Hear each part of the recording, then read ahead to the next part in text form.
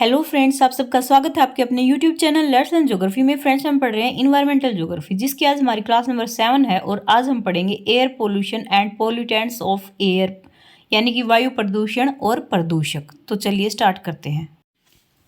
Friends, ये बहुत ही easy सा लगने वाला टॉपिक है, लेकिन इसमें हम बहुत सारी गलतियां करते हैं, इसलिए आप इसको बहुत ध्यान से पढ़ना। जो जो पॉइंट्स लिखे हैं ना, उन्हीं में से क्वेश्चन बन जाते हैं आपके, बस इसी को ही पढ़ लेना, इससे ज़्यादा पढ़ने की आपको ज़रूरत भी नहीं है। चलिए, सबसे पहले हम पढ़ते हैं पर्यावरण प्रदूषण क्या होता है। जब मानव कार्यों द्वारा और पर्यावरण की जो गुणवत्ता है ना, उसमें कमी आ जाना, ह्रास आ जाना, ही कहलाता है पर्यावरण प्रदूषण। यानी कि मनुष्य जो भी काम करता है उसके द्वारा अगर पर्यावरण में जो भी हमारा पर्यावरण है ना, वो पोल्यूटेड हो जाए, प्रदूषित हो जाए, वही कहलाता है पर्यावरण का प्रदूषण, यानी कि उसकी गुणवत्ता का ह्रास हो जाना। आगे देखते हैं पर्यावरण अवनयन। जो पर्यावरण अवनयन है वो क्या होता है? मनुष्य द्वारा और जो प्राकृतिक गतिविधियां होती है ना, उनके द्वारा, दोनों के द्वारा। इसमें मनुष्य के द्वारा की गई गतिविधियां भी होंगी और जो प्राकृतिक कारण होंगे वो भी होंगे।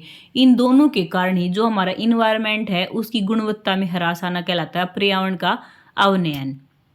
आगे देखिए, जो हमारा जो ये पर्यावरण का अवनयन है, इसमें मनुष्य की गतिविधियां क्या होती हैं। देखो, जो मनुष्य है ना, वो क्या करता है, जैसे मोटर व्हीकल्स चलाता है, उसके द्वारा जो धुआं निकलता है वो हो गया। जो नॉइज पोल्यूशन करता है जैसे, ठीक है। और इसके अतिरिक्त और मान लो आग लगा दी, धुआं हो गया। और भी बहुत सारे ऐसे काम, जो कूड़ा करकट फेंक देते हैं उसकी वजह से होता है पोल्यूशन। तो इस तरह से तो मनुष्य के द्वारा पोल्यूशन किया जाता है। और जो प्रकृति होती है, जैसे मान लो भूकंप आ गया, ज्वालामुखी आ गया, तो भूकंप आया तो क्या हुआ, जो भी विनाश हुआ हमारी अर्थ पे, उसकी वजह से भी तो पोल्यूशन हुआ है ना।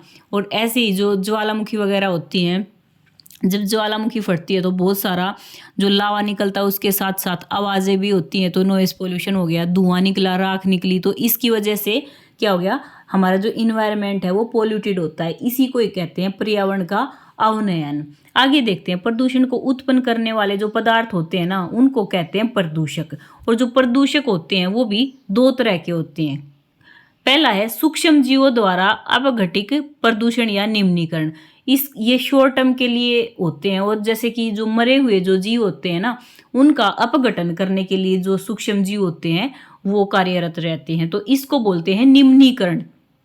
जो निम्नीकरण होता है, इसमें क्या होता है, जो छोटे छोटे जीव होते हैं, जो वो क्या करेंगे, अपघटक का कार्य करेंगे। जो मृत जीव है ना, उनकी बॉडी के ऊपर उसको मिट्टी में मिलाने का कार्य करते हैं, और ये शॉर्ट टर्म के लिए होता है। अगला है सूक्ष्म जीव जो हैं उनके द्वारा अनअपघटीय प्रदूषक या अनिम्नीकरण। जो सूक्ष्म जीव होंगे उनके द्वारा क्या होता है, अनअपघटीकरण प्रदूषक होते हैं, जो कि लॉन्ग टर्म के लिए होते हैं, ठीक है। और इसका एग्जाम्पल है प्लास्टिक, शीशा आदि को सूक्ष्म जीव जो है वो अपघटित नहीं कर पाते। दोनों को ध्यान से समझते हैं। क्या है कि ए में तो ये कह रहा है कि जो छोटे छोटे जीव होते हैं वो, मान लो जो मृत जीव होते हैं, उनके ऊपर, उनकी बॉडी के ऊपर जाके अपना भोजन लेते हैं, जिसकी वजह से धीरे धीरे उस जो बॉडी मृत थी उसको अपघटित करेंगे, मिट्टी में मिला देंगे। थोड़ा सा छोटा सा टाइम होता है, उसी में इसको कंप्लीट कर देते हैं। दूसरा जो होता है, इसमें अनिम्नीकरण या अनअपघटीय जो प्रदूषक होते हैं, जो सूक्ष्म जीव होते हैं, वो क्या करते हैं, मान लो जो शीशा प्लास्टिक होता है ना, इसके ऊपर वो अपघटक का काम नहीं कर पाते। न तो शीशा मिट्टी में मिल पाता है, न प्लास्टिक मिल पाता है। तो इस तरह से जो जीव होंगे ना, वो अपघटित नहीं कर सकते प्लास्टिक को, शीशा को, इसलिए इनको कहते हैं अनअपघटीय प्रदूषक। जो अनअपघटीय प्रदूषक कौन से हो गए, वो हो गए हैं प्लास्टिक और शीशा। पता नहीं आज क्या हो रहा है, प्लास्टिक और शीशा हैं, वो हैं अनअपघटीय प्रदूषक, जो कि जीवों के द्वारा अपघटित नहीं हो पाते हैं। और जो दूसरे थे ना, जो अपघटीय प्रदूषक, वो कौन से थे, जो मृत जो जीव थे उनकी बॉडीज थी ना, वो थी अपघटीय प्रदूषक। तो जीवों ने जिनको अपघटित कर दिया वो है अपघटीय प्रदूषक या फिर निम्नीकरण, जो कि मरे जीवों का मिट्टी में मिल जाना एग्जाम्पल हो गया। दूसरा है, जो सूक्ष्म जीव हैं वो मान लो निम्नीकरण नहीं कर पाते या फिर अपघटित नहीं कर पाते जिन चीज़ों को, वो चीज़ें कहलाती हैं अनअपघटीय प्रदूषक। वो है प्लास्टिक और शीशा, ठीक है। मेरे को लगता है आपको समझ में आ गया होगा। आगे देखते हैं वायु प्रदूषण। जो वायु प्रदूषण है वो कैसे होता है। देखिए, वायुमंडल में गैसें एक निश्चित मात्रा में होती हैं। हम सबको पता है कि हमारी जो वायुमंडल हमारा उसमें 78% जो है वो CO2 गैस है और 21 है वो ऑक्सीजन गैस है। इस तरह से जो वायुमंडल में जो गैसें है ना वो एक निश्चित मात्रा में है, ठीक है। यदि इन गैसों में मानवीय एक्टिविटी या फिर जो नेचुरल जो भी आपदाएं आती हैं उनके द्वारा गैसों की जो मात्रा है ना वो कम या ज़्यादा हो जाए, जैसे CO2 है 78 की जगह जगह वो हो जाए 90 हो जाए, 80 हो जाए, 82 हो जाए, इस तरह से है। और जो ऑक्सीजन का लेवल है वो 18 आ जाए या फिर और 15 आ जाए, इस तरह से। तो क्या हो जाए, जो गैसें है ना उनकी मात्रा में कमी या अधिकता हो जाए तो वहाँ पे जो वायु होगी ना वो प्रदूषित कहलाएगी। और ये दो तरह से होता है, प्राकृतिक सोर्सेज के द्वारा और मैन मेड। कैसे होता है, जो प्राकृतिक होते हैं इनमें सबसे पहले देखो, वनों में मान लो आग लगी, धुआं हो गया, CO2 बढ़ गई। इसी तरह से जो ज्वालामुखी विस्फोट हुआ उसमें से जो एशेज निकली, जो राख निकली वो, और जो राख के साथ साथ जो भी धुआं वगैरह निकला है वो, इससे क्या हुआ, हमारा वहाँ की जो भी एयर थी वो पोल्यूटेड हो गई, वहाँ का वायुमंडल प्रदूषित हो गया। ऐसे ही जो मैन मेड जो मानवीय स्रोत हैं उनके द्वारा, जैसे जो लोग हैं वो क्या करते हैं, कूड़ा करकट फैलाते हैं, कोयला वगैरह जलाते हैं, जो पेट्रोल है गाड़ियों में, डीजल है वो जलता है, तो उससे क्या होता है, धुआं होता है। इससे भी क्या होता है, हमारी जो एयर है वो पोल्यूटेड होती है, ठीक है। आगे है ये देखिए, अपूर्ण या जीवांशमों का जो जीवांशम होते हैं वो अध जले, कोई भी जीवांशम अध जला होगा तो उससे कौन सी गैस निकलती है, वो होती है हाइड्रोकार्बन। जैसे कोई भी जीवांशम होगा उसको हम जलाएंगे तो हाइड्रोकार्बन निकलेगी। जीवांशमों से कौन सी निकलती है, वो निकलती है CO2 गैस, ठीक है। ये इंपॉर्टेंट है। अपूर्ण या जीवांशमों से अध जले से निकलती है हाइड्रोकार्बन और जीवांशमों के जलने से निकलती है CO2 गैस। आगे देखिए, ऊंचाई पर उड़ने पर जो वायुयान है वो कौन सी गैस छोड़ते हैं, सॉरी ऑक्सीजन बोल रही हूँ। ऊंचाई पर उड़ने वाले जो वायुयान है वो कौन सी गैस छोड़ते हैं, वो छोड़ते हैं नाइट्रोजन ऑक्साइड। और रिफाइनरीज जो होती है ना, जो तेल शोधक जो कारखाने होते हैं, इनमें एल्डिहाइड निकलता है। क्या निकलती है, एल्डिहाइड। और जो धान की खेती, जानवर की जुगाली और आर्द्र भूमि होती है, और जहाँ पर हम जानवरों को बांधते हैं ना वो वाला जो एरिया होता है वहाँ पे निकलती है मीथेन गैस, CH4। मैं पहले भी बता चुकी हूँ ये आपको। फिर से देख लीजिए ये वाले क्वेश्चन कि ऊंचाई पर जो भी वायुयान उड़ते हैं ना वो कौन सी गैस छोड़ते हैं, वो छोड़ते हैं नाइट्रोजन ऑक्साइड। ऐसे फिर दूसरे नंबर पे रिफाइनरी से कौन सी गैस निकलती है, वो निकलती है एल्डिहाइड। और धान के खेतों से, पशुओं के जुगालने से, आर्द्र भूमि से, और जो पशु होते हैं जहाँ पे उनका हम मलमूत्र डंप करते हैं वहाँ से, और जहाँ पे इनको बांधा जाता है वो वाले स्थान होते हैं, वहाँ से निकलती है मीथेन गैस फ्रेंड्स, ठीक है। आगे है एरोसोल्स, हवा में लटके हुए प्रदूषित ठोस कण कहलाते हैं एरोसोल्स। फिर से देखते हैं, एरोसोल्स किसको कहते हैं, हवा में लटके हुए प्रदूषित ठोस कण। ठोस कण जो होते हैं वो हवा में जो लटकते रहते हैं वो कहलाते हैं एरोसोल्स। बहुत ही इंपॉर्टेंट है, अच्छे से याद कर लेना। एरोसोल्स होते हैं हवा में लटके हुए ठोस प्रदूषित कण। अगला है कार्बन मोनोऑक्साइड, जो है वो कहाँ से निकलती है, खनिजों और कोयला जो होता है उसके आधे जलने से निकलती है कार्बन मोनोऑक्साइड। इंपॉर्टेंट क्वेश्चन है, अच्छे से याद रखना। आगे है वायु प्रदूषक जो गैसें होती हैं वो कौन सी हैं, हम सबको पता है, जैसे कार्बन मोनोऑक्साइड है, सल्फर डाइऑक्साइड है, ये वाली गैसें होती हैं। और भी जैसे मीथेन गैस है, क्लोरोफ्लोरोकार्बन है, ये सारी की सारी वायु का प्रदूषण करती हैं। तो सबसे पहले हम पढ़ेंगे कार्बन मोनोऑक्साइड गैस। देखिए, जीवांशम ईंधन में जो अपूर्ण दहन होता है ना उसके कारण निकलती है कार्बन मोनोऑक्साइड। हम अभी ऊपर पढ़ के आए हैं कि अगर मान लो कोयला है उसको आधा जलाया जाएगा तो कौन सी गैस निकलेगी, कार्बन मोनोऑक्साइड। कार्बन मोनोऑक्साइड निकलती है और भारी होती है ये वाली गैस और गंधहीन होती है, ठीक है। जीवांशम ईंधन को अगर आधा जलाया जाएगा, अपूर्ण दहन किया जाएगा तो कार्बन मोनोऑक्साइड निकलेगी। ये गैस गंधहीन होती है और भारी होती है। वायु प्रदूषक गैसों में 50% जो मात्रा है वो अकेली कार्बन मोनोऑक्साइड की है। इंपॉर्टेंट है, ध्यान रखना। कार्बन जो मोनोऑक्साइड गैस है वो वायु प्रदूषक गैसों में सबसे अधिक है, 50% पाई जाती है, ठीक है।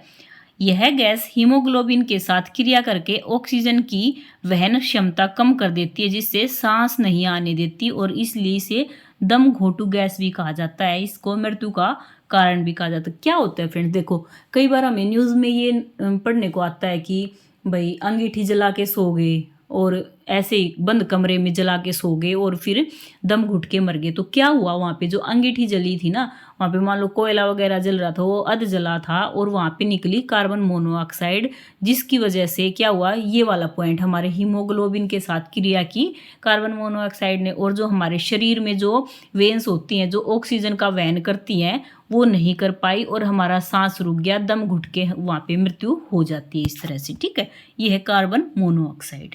अगली है सल्फर डाइऑक्साइड। ताप शक्ति गृह जहाँ कोयला जलता है ना, वहाँ पे निकलती है सल्फर डाइऑक्साइड। खनिज तेल, रिफाइनरी में स्वचालित वाहन या गाड़ियाँ होती हैं वहाँ पे, और इसे कहते हैं क्रैकिंग गैस।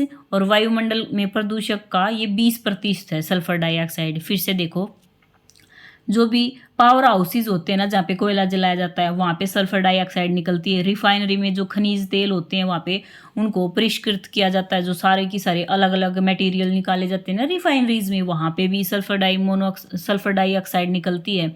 और जो गाड़ियाँ होती हैं ना, उनमें जो ईंधन यूज़ होता है उससे भी निकलती हैं।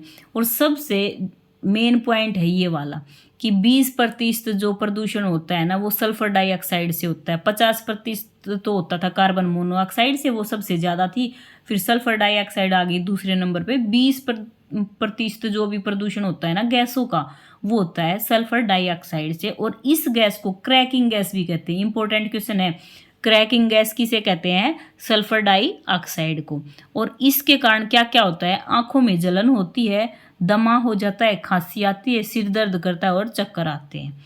अगला है, इसे पत्थर पर लगातार डालने पर पत्थर भी टूट जाता है। इसको हमने अभी अभी पढ़ा ना कि इसे क्रैकिंग गैस कहते हैं। अगर पत्थर के ऊपर सल्फर डाइऑक्साइड को लगातार डाला जाए तो पत्थर भी टूट जाता है फ्रेंड्स। ठीक है, यूपी मथुरा रिफाइनरी से SO2 निकलती है जो ताजमहल के पत्थर को नुकसान पहुंचा रही है। जो सल्फर डाइऑक्साइड है ना वो यूपी से, मथुरा से, जो भी रिफाइनरीज हैं वहां से निकल रही है। और जो हमारा जो ताजमहल है उसके ऊपर जो ये गैस आ रही है, इसके कारण ताजमहल का जो पत्थर है उसको नुकसान हो रहा है। उसका जो रंग है ना वो फेड होता जा रहा है ताजमहल का।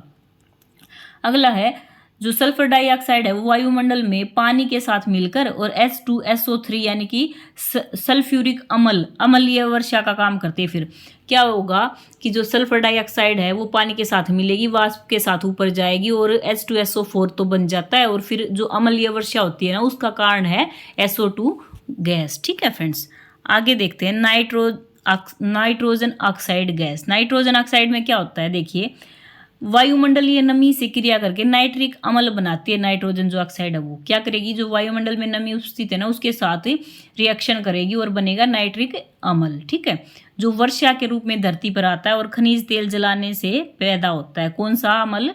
जो नाइट्रोजन ऑक्साइड है ना वो हमारे इन्वायरमेंट में जो भी नमी है उसके साथ इंटरेक्शन करेगी, फिर बनेगा नाइट्रिक अम्ल। और वो जब ऊपर आसमान में चला जाएगा और जब भी बारिश आएगी तो हमारी पृथ्वी पर गिरेगा ये। ठीक है, और ये बनती कैसे है? ये बनता है खनिज तेल के जलाने से ये पैदा होती है। और जो हमारे जेट होते हैं, जो विमान होते हैं ना, उनसे भी जो ईंधन हम जलाते हैं ना तो उससे भी क्या निकलती है? नाइट्रोजन ऑक्साइड निकलती है और ओजोन को भी नुकसान पहुंचाती है। जो हमारी ओजोन लेयर है ना उसको भी नुकसान पहुंचाती है। और नाइट्रोजन ऑक्साइड क्या करती है? मसूड़ों में सूजन का कारण है, निमोनिया और फेफड़ों में जो इन्फेक्शन होता है और जो कैंसर होता है ना उसका मेन कारण है नाइट्रोजन ऑक्साइड गैस। ठीक है, अगला है नाइट्रोजन डाइऑक्साइड गैस का क्या है और क्या प्रभाव पड़ता है। जो पराबैंगनी किरणों की उपस्थिति में प्रकाश रासायनिक धुआं बनाती हैं। जो पराबैंगनी किरणें होती है ना उस टाइम पे अगर नाइट्रोजन ऑक्साइड होगी तो क्या बनाएगी? प्रकाश के साथ जो रासायनिक धुआं बनाएगी क्रिया करके नाइट्रोजन ऑक्साइड।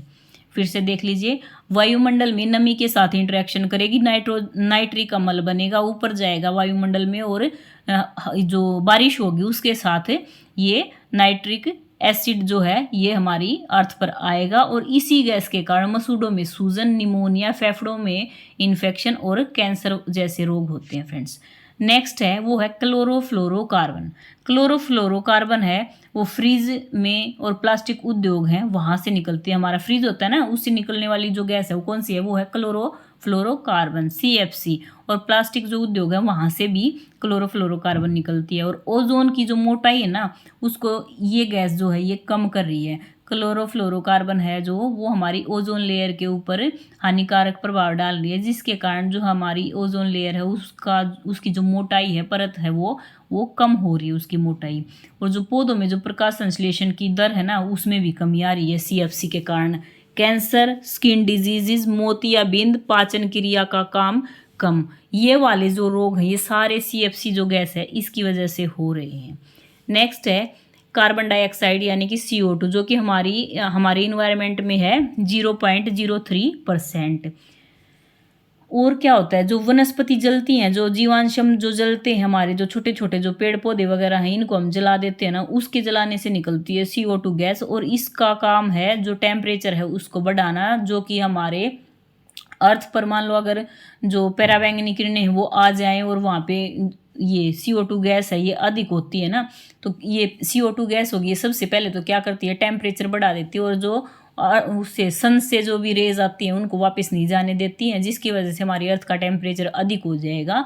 और ग्रीन हाउस वाला टॉपिक था ना, वो CO2 गैस से ही रिलेटेड था फ्रेंड्स। ठीक है, आगे है मीथेन गैस। मीथेन गैस हमने 2-3 बार पढ़ लिया है कि धान की खेतों से जुगाली करते हैं जो पशुओं से, जो जहाँ पे उनको बांधा जाता है पशुओं को, वहाँ से आर्द्र भूमियों से, और जहाँ पे जो ये पशु होते हैं इनका गोबर डाला जाता है वहाँ वाले स्थानों से आती है मीथेन गैस।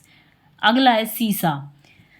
उद्योगों से निकलने वाला जो भी सीसा होता है वो O2 के साथ मिलकर और लेड ऑक्साइड बनाता है। क्या होगा, उद्योगों से जो सीसा के जो भी कण निकलेंगे वो ऑक्सीजन के साथ मिलेंगे और लेड ऑक्साइड बनाएंगे।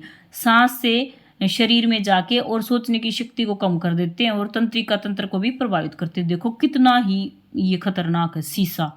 ये जब लेड ऑक्साइड बन जाएगा और ये हमारे शरीर में चले जाएंगे ना सांस के साथ, फिर क्या होगा, जो सोचने समझने की जो शक्ति है वो कम हो जाती है और जो तंत्रिका तंत्र है ना उसके ऊपर भी बहुत ही नुकसानदायक प्रभाव डालता है। अगला है कैडमियम। श्वसन में ये विष को बढ़ाता है और BP को बढ़ाता है। कौन, कैडमियम। तो ये है फ्रेंड्स हमारा एयर पोल्यूशन का टॉपिक। इसमें हमने क्या क्या पढ़ा, इसमें हमने एयर पोल्यूशन में सबसे पहले पढ़ा पर्यावरण प्रदूषण यानी कि मानव कार्यों द्वारा पर्यावरण की गुणवत्ता में ह्रास। फिर पढ़ा पर्यावरण अवनयन, जिसमें मनुष्य और प्रकृति दोनों के द्वारा पर्यावरण की जो गुणवत्ता थी उसमें ह्रास हो जाना। फिर प्रदूषक पढ़े, जिसमें अपघटीय प्रदूषक और अनपघटीय प्रदूषक थे, यानी कि निम्नीकरण और अनिम्नीकरण। जो छोटे टर्म के लिए थे, जो मरे जीवों का अपघटन हो जाता है उसको कहते हैं निम्नीकरण, और जैसे शीशा और प्लास्टिक है वो अपघटित नहीं हो पाते उनको कहते हैं अनिम्नीकरण। फिर हमने पढ़ा वायु प्रदूषण, जो कि वायुमंडल में किसी गैस का बढ़ जाना, किसी का कम हो जाना, यानी कि इम्बैलेंस हो जाना गैसों का, वही कहलाता है वायु प्रदूषण। प्राकृतिक और मानवीय 2 कारणों से होता है। अगला हमने पढ़ा अपूर्ण जीवांशम जब जलते हैं तो हाइड्रोकार्बन जो गैस है वो रिलीज होती है, और जीवांशम जब जलते हैं तो CO2 गैस रिलीज होती है। ऊंचाई पर जब वायुयान उड़ते हैं तो नाइट्रोजन ऑक्साइड गैस है वो रिलीज होती है। रिफाइनरी से एल्डिहाइड गैस निकलती है। धान की खेतों से, जानवरों की जुगाली से, आर्द्र भूमियों से निकलती है CH4 यानी कि मीथेन गैस। फिर हमने पढ़ा एरोसोल्स जो है वो हवा में लटकते हुए ठोस प्रदूषित कण होते हैं। उसके बाद पढ़ा खनिज और कोयला जो होता है उसको आधा जलाने से निकलती है कार्बन मोनोऑक्साइड। फिर हमने वायु प्रदूषकीय गैसें पढ़ी, उसमें सबसे पहले था कार्बन मोनोऑक्साइड गैस, जो कि 50% की मात्रा पाई जाती है और गंधहीन होती है, भारी होती है, और दम घोटू गैस भी कहा जाता है। इंपॉर्टेंट पॉइंट था, दम घोटू गैस कहते हैं किसको, कार्बन मोनोऑक्साइड को। फिर हमने पढ़ा सल्फर डाइऑक्साइड। सल्फर डाइऑक्साइड जो होती है वो टोटल जो भी प्रदूषक गैसें होती है उनका 20% होती है, और क्रैकिंग गैस भी कहते हैं। अगर मान लो पत्थर पर जो सल्फर डाइऑक्साइड गैस है उसको लगातार डाला जाए तो पत्थर भी टूट जाता है। फिर हमने पढ़ा नाइट्रोजन ऑक्साइड। नाइट्रोजन ऑक्साइड जो होती है ना उसमें वायुमंडल की नमी के साथ नाइट्रिक जो अम्ल होता है वो बनाती है, और फिर वर्षा के रूप में धरती पर आती है, और खनिज तेल जलाने से ये पैदा होती है। जो नाइट्रोजन ऑक्साइड है इससे फेफड़ों का कैंसर और जो निमोनिया, सूजन होती है मसूड़ों में, वो वाली बीमारियां होती हैं। Sorry friends. फिर हमने पढ़ा क्लोरोफ्लोरोकार्बन। क्लोरोफ्लोरोकार्बन होती है वो स्किन डिजीज, कैंसर, मोतियाबिंद, पाचन का जो क्रिया शक्ति है उसको क्षीण कर देती है। फिर जो ये निकलती है CFC, ये निकलती है फ्रिज से और प्लास्टिक उद्योगों से। उसके बाद हमने पढ़ा ये कार्बन डाइऑक्साइड जो है CO2, ना सॉरी, हाँ CO2। इसमें हमने क्या पढ़ा था, ये पढ़ा हमने वनस्पति और जीवाश्मों के जलने से निकलती है और टेम्परेचर ये बढ़ाती है। मीथेन गैस पढ़ी, उसमें धान के खेतों से जुगाली करते हैं जो पशु, उनसे पशु जहाँ पे रहते हैं वहाँ से, और जो आर्द्र क्षेत्र हैं वहाँ से निकलती है मीथेन गैस। सबसे अधिक गैस है जो वो मीथेन गैस वो निकलती है आर्द्र क्षेत्रों से 75%। फिर हमने पढ़ा सीसा।